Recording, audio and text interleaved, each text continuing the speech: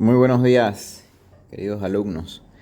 El día de hoy vamos a repasar una parte muy importante de lo que es equilibrio químico, y es lo que se denomina principio de Le Chatelier.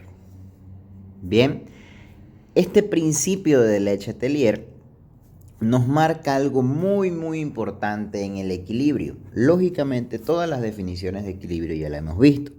Ahora, la cuestión es, ¿qué sucede cuando en el equilibrio ocurre lo que aquí Le Chatelier denominó perturbación? ¿Qué ocurre con un equilibrio cuando es molestado, digamos, ¿no? ¿Qué ocurre con un equilibrio, por ejemplo? ¿Qué ocurre con nosotros cuando alguien nos hace un chiste? ¿Qué ocurre con nosotros cuando alguien nos da un pellizcón? Sentimos algo, pero volvemos a la normalidad. Entonces, esto es lo que decía al principio de Le Chatelier.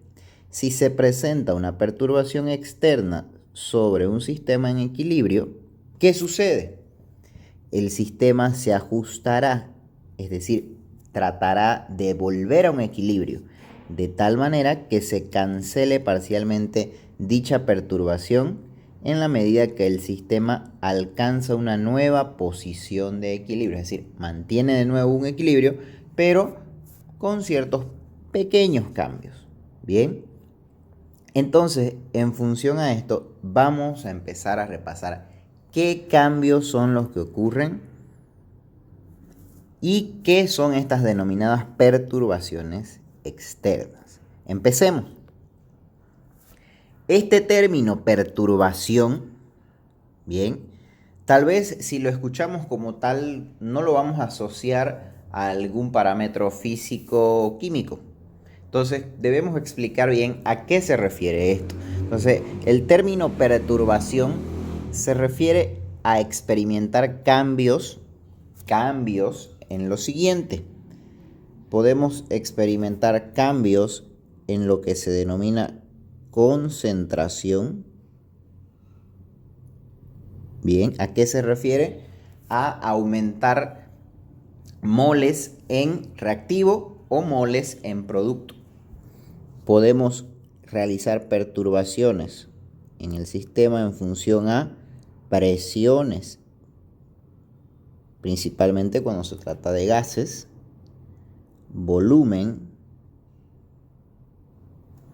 y por último,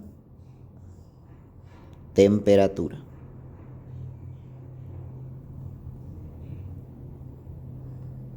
Entonces, el sistema sufre un cambio, una perturbación en alguno de estos aspectos. Entonces, tenemos que evaluar qué sucede en la reacción. Entonces, empecemos a ver primero el punto 1, concentración. ¿Qué sucede en la reacción cuando se experimenta este tipo de cambios? Para esto vamos a tener esta reacción química, ¿bien? Es una reacción general que podemos usar de ejemplo. Entonces, ¿qué significa que hagamos cambios en la concentración? Nosotros normalmente, cuando hacemos un equilibrio químico, planteamos una etapa inicial, una etapa de reacción y una etapa de equilibrio. Entonces, aquí en el equilibrio tenemos concentraciones o moles con valores dados, ¿no? Bueno, tengo algo de inicio y llegué al equilibrio. Pero ¿qué sucede? ¿Qué sucede si en algún momento a nosotros nos dicen, después de alcanzar el equilibrio, ocurre esto, ¡pum! Aumenta la concentración de cloro, aumenta la concentración de cualquiera de las sustancias que están interviniendo en la reacción. Entonces, ¿qué sucede? Si aumento, por ejemplo, en cualquiera de los reactivos,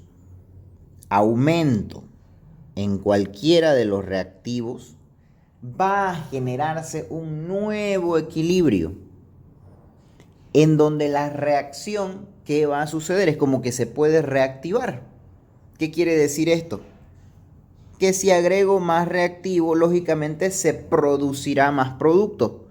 Por lo tanto, cuando agrego reactivo, la reacción se desplaza hacia los productos. Es decir, generamos productos. Ahora, ¿qué sucede si nosotros en vez de esto hubiésemos agregado producto? En vez de esto hubiésemos agregado producto. Supongamos que ya no hubiésemos hecho esta zona de acá. Llegamos al equilibrio y por cosas del destino agregamos producto. Entonces, ¿qué va a suceder? Como esta reacción es reversible, al agregar el producto se va a generar reactivo. Por lo tanto, la reacción se desplazará hacia el otro lado. La generación se va a dar de forma inversa. Entonces, cuando agregamos o aumentamos la concentración de los productos, la reacción se desplaza hacia los reactivos. Ese es el tipo de cambio que se genera a través del principio de Leche-Telier.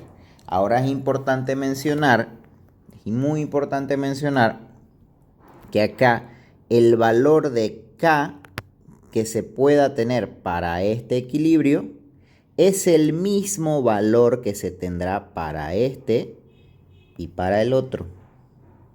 Así que el valor de K no se ve alterado por cambios de concentración.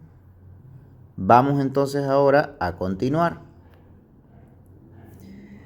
Veamos los cambios que ocurren cuando alteramos presión, volumen. Estos dos factores los asociamos, ¿bien? Y tienen una relación viceversa o inversamente proporcional. Cuando la presión sube, el volumen baja. Cuando la presión baja, el volumen sube. Resulta que este cambio que se da es un cambio que está relacionado con los moles que se presentan en la reacción que se lleva a cabo. ¿Y cuál es la relación que se tiene? ¿Cuál es la relación que se tiene? Tenemos que identificar cuántos moles existen a un lado y cuántos moles existen al otro. Si ustedes se fijan, aquí existe 1, 2. 2 a un lado, 1 al otro. 1 al otro. Hay una diferencia. Si no hubiera diferencia, si por ejemplo hubieran 2 acá y 2 en los productos también, se dice que la presión y el volumen no irán a afectar en el equilibrio. Que no va a pasar nada, no afectará nada. Bien. Pero en este caso sí existe una diferencia. Entonces, ¿a qué se refiere o a qué cambio se genera cuando tengo esto? Entonces, tengo 2 moles en reactivos y 2 en productos. Cuando aumentamos la presión, resulta que el equilibrio se desplaza desde donde hay mayor cantidad de moles hacia donde hay menor cantidad de moles. Por lo tanto, cuando aumento presión, esto se desplaza hacia el lado de los productos para esta reacción. Por el contrario, cuando disminuyo presión o aumento el volumen, si tengo esta relación, el equilibrio, cuando disminuyo presión, se va a desplazar de forma contraria, es decir, desde donde hay menos hasta donde hay más, hacia este lado para esta reacción. Entonces, ¿cuál es la clave para saber cómo se va a generar el cambio debido a presión, volumen? Identificar los moles que existen en los coeficientes estequiométricos, ¿no?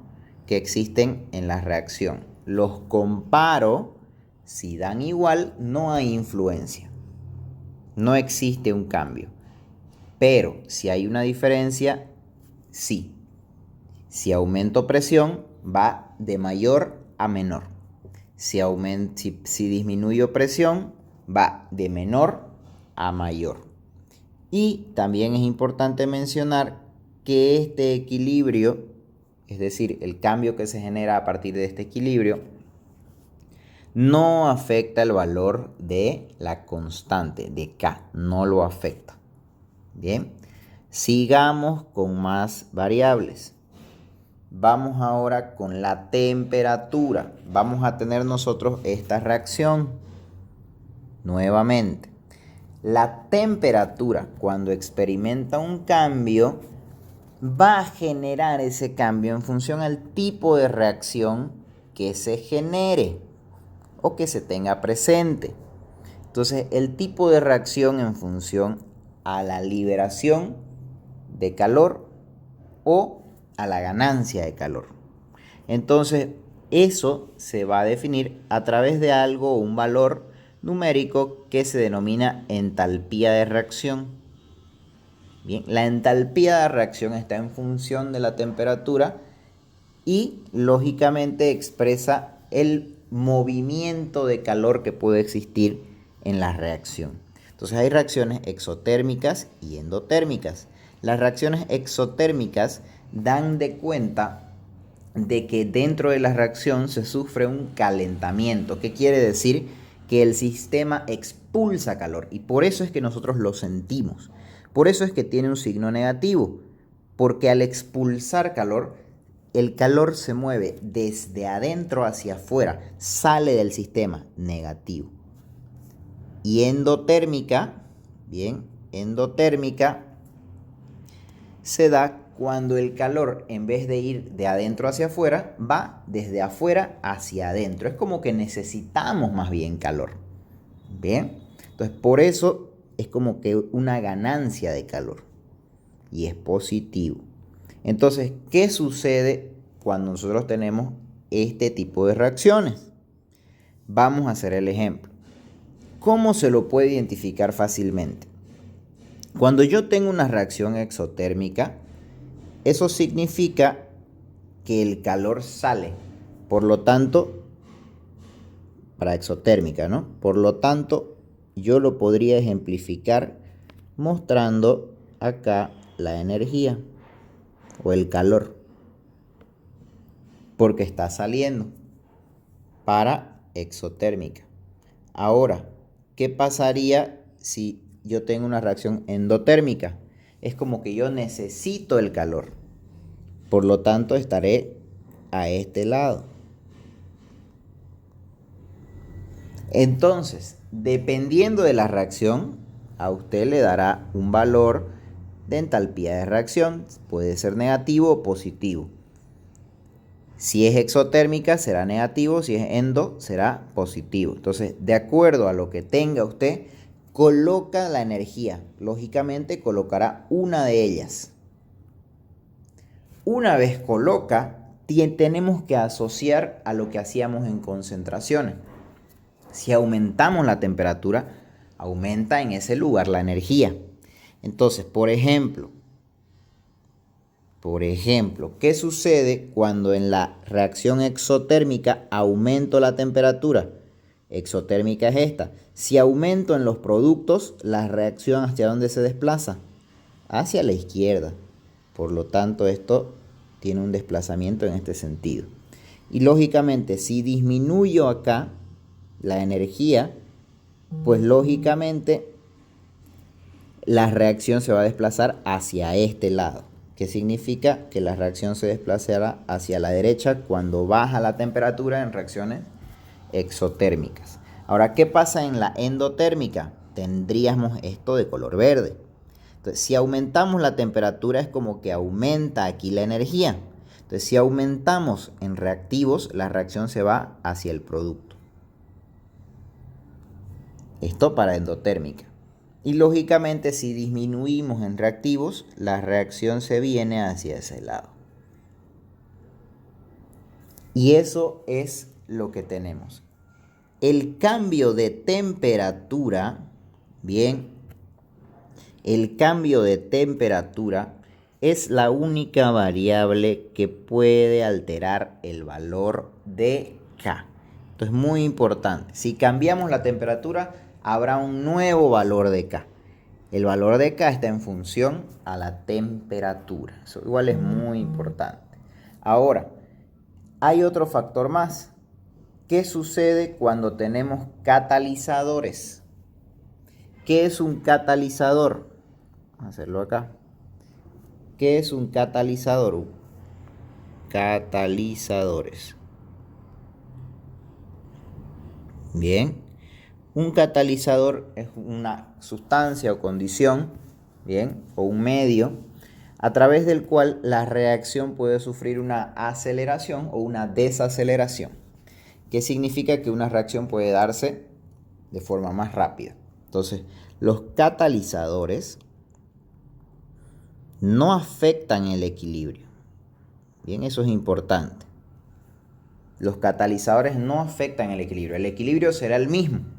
Bien, pero en lo que ayuda es que alcanzaremos este equilibrio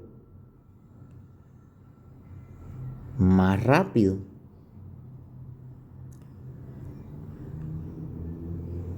O lógicamente, si queremos retrasar la reacción, más lento.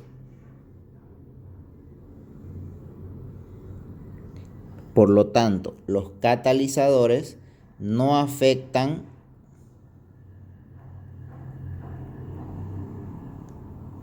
el valor de K,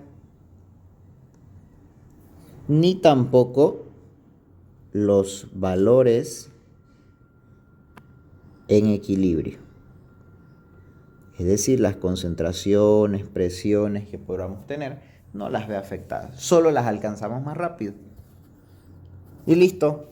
Con esto podemos concluir con el avance de lo que es equilibrio químico. Que les vaya muy bien.